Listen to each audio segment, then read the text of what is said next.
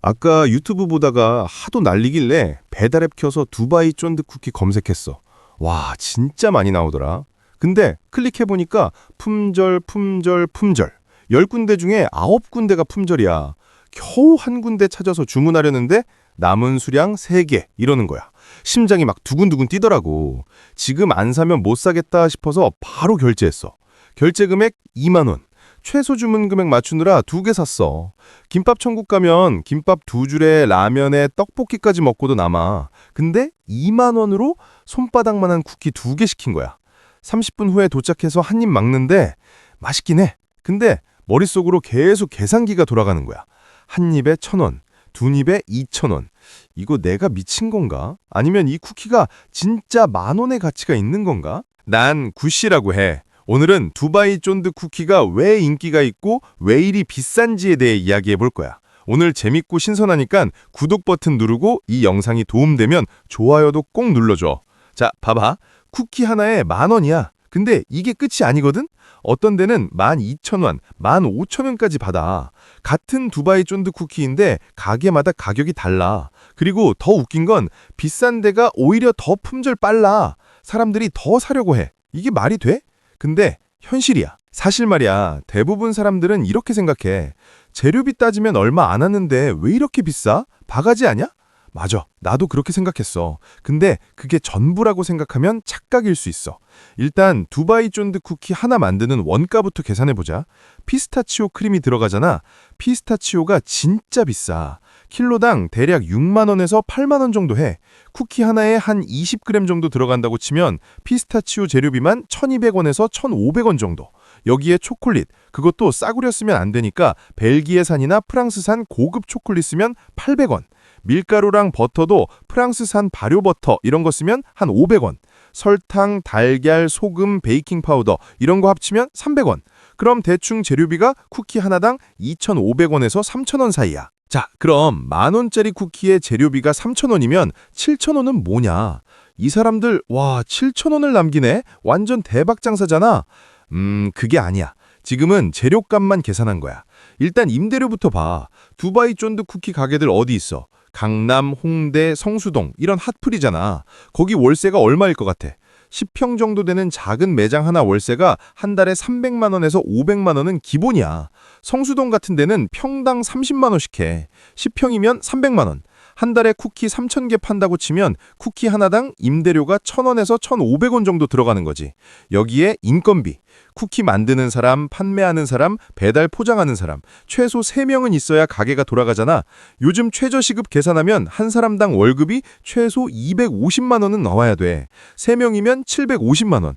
이것도 쿠키 하나당 2,500원 정도 붙는 거야. 전기세, 가스비, 오븐 하루 종일 돌리면 전기세 한 달에 50만 원은 나와. 포장 용기, 예쁜 박스에 리본까지 묶어야 되니까 한 개당 500원. 카드 수수료, 10,000원에 2.5%면 250원. 배달 플랫폼 수수료, 일반적으로 15%, 10,000원이면 1,500원. 이거 다 합치면 진짜 원가는 한 7,000원에서 8,000원 정도 나와. 그럼 10,000원에 팔면 이익이 2,000원에서 3,000원? 한 달에 3,000개 팔면 600만 원에서 900만 원. 괜찮아 보이지? 근데 여기서 끝이 아니야. 초기 투자금 생각해봐. 업소용 오븐 하나에 300만 원부터 시작해. 대용량 믹서기 50만 원, 냉장고 100만 원, 작업대, 싱크대, 각종 소도구 합치면 500만 원. 여기에 보증금, 강남에 10평짜리 가게 보증금이 2천만 원, 인테리어 10만 원, 초기 재료비랑 운영자금 500만 원. 다 합치면 대략 4천만 원에서 5천만 원 정도 필요해. 한 달에 순이익 600만 원 번다고 치면 원금 회수하는데 7개월? 근데 더 큰 문제가 뭔 줄 알아? 이게 언제까지 팔릴지 모른다는 거야. 트렌드는 빨리 변해. 에그타르트 기억나? 2000년대 초반에 한국에서 엄청 유행했잖아. 명동에 줄 서서 기다렸어. 그때 당시 한 개에 2,000원, 3,000원씩 했는데도 불티나게 팔렸거든. 근데 지금은 편의점에서도 싸게 팔더라. 두바이 쫀득 쿠키도 마찬가지야. 지금은 핫하지만 6개월 후에도 10,000원 받고 팔 수 있을까? 1년 후에도? 장담 못해. 그래서 장사하는 사람들은 지금 미친 듯이 벌어야 되는 거야. 근데 여기서 진짜 핵심이 나오는데 왜 지금은 10,000원에도 팔려? 왜 사람들은 품절 뜨면 더 사고 싶어 해? 여기서부터 심리적인 부분이 들어가는데 이게 진짜 무서워. 첫 번째, 희소성의 원칙이야. 배달앱에서 품절 글자 보는 순간 어떤 생각 들어? 아, 이거 인기 많나 봐. 지금 안 사면 못 살 수도 있겠다. 이렇게 되잖아. 이게 바로 희소성의 힘이야. 하루 한정 100개, 200개만 판다고 그래. 왜? 진짜 못 만들어서? 아니야. 얼마든지 더 만들 수 있어. 근데 안 만들어. 왜냐면 희소하면 가치가 올라가거든. 다이아몬드가 비싼 이유가 희귀해서잖아. 근데 사실 다이아몬드도 인위적으로 공급을 조절해서 희귀하게 만드는 거야. 채굴 회사들이 창고에 쌓아놓고 조금씩만 시장에 풀어. 그래야 가격이 유지되니까. 두바이 쫀득 쿠키도 똑같아. 진짜 못 만드는 게 아니라 안 만드는 거야. 희소성을 만들기 위해서. 사람들 심리가 어떻게 되냐면 오늘 못 사면 내일도 못 살 수도 있어 라는 생각이 들면 가격이 좀 비싸도 사게 돼. 경제학에서 이걸 FOMO, Fear of Missing Out, 놓칠까봐 두려운 심리라고 해. 내가 배달앱에서 남은 수량 3개 보고 심장 뛰었던 것도 이거야. 지금 안 사면 영영 못 살 것 같은 거지. 근데 생각해봐. 내일 또 나와. 모레도 나와. 근데 그 순간엔 그 생각이 안 들어. 두 번째, 사람들은 쿠키를 사는 게 아니라 경험을 사는 거야. 이게 진짜 중요한 건데 10,000원 내고 쿠키 사서 뭐 해? 그냥 먹잖아. 근데 먹기 전에 뭐 해? 사진 찍어. SNS에 올려. 오늘 드디어 먹어봤어. 품절 대란 중인데 겨우 샀다 하면서 친구들이 좋아요 누르고 나도 먹어봤는데 진짜 맛있더라. 어디서 샀어? 댓글 달고. 이 순간 그 쿠키는 10,000원의 가치를 넘어서는 거야. 사회적 자본이 되는 거지. 실제로 행동경제학자 댄 아리엘리가 한 연구를 보면 사람들은 똑같은 제품이라도 스토리가 있으면 평균 40%더 비싼 가격을 지불한다고 나와 있어. 실험을 했거든? 똑같은 와인을 주고 A그룹한테는 이거 프랑스 농장에서 3대째 가족이 운영하는 곳에서 만든 와인입니다. 이렇게 스토리를 줬어. B그룹한테는 그냥 와인입니다. 이렇게만. 그리고 얼마 낼 의향이 있냐고 물어봤더니 A그룹이 평균 40%더 높은 가격을 제시했어. 맛은 똑같은데 말이야. 두바이 쫀득 쿠키도 마찬가지야. 두바이에서 온 레시피, 피스타치오는 이란산 최고급만 사용, 품절 대란 이런 스토리가 붙으면 사람들은 기꺼이 10,000원을 내.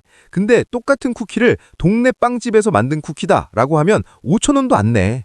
그리고 생각해봐. 10,000원 내고 쿠키 사서 SNS에 올렸어. 좋아요 100개 받았어. 친구들이 부러워해. 나도 먹고 싶다 이런 댓글들이 달려. 이 순간 너는 뭘 얻은 거야? 단순히 쿠키만 먹은 게 아니야. 사회적 인정, 남들보다 먼저 트렌드를 따라잡는다는 만족감, 나 이런 거 먹어봤어 라는 자부심, 이게 다 10,000원에 포함된 거지. 세 번째, 심적 회개야.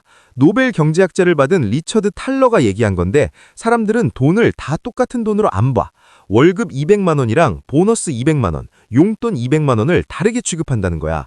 월급은 아껴 써야 되는 돈, 보너스는 좀 써도 되는 돈. 근데 객관적으로 보면 다 200만 원이거든? 쿠키 살 때도 마찬가지야.